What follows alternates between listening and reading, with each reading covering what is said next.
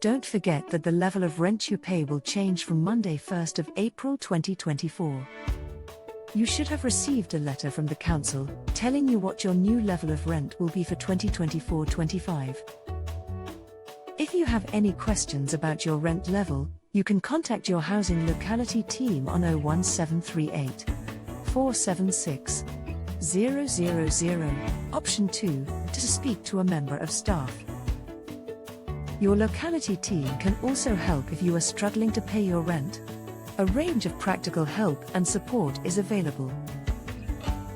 If you're a PKC tenant and you receive Universal Credit, don't forget to update your rent amount in your Universal Credit Journal.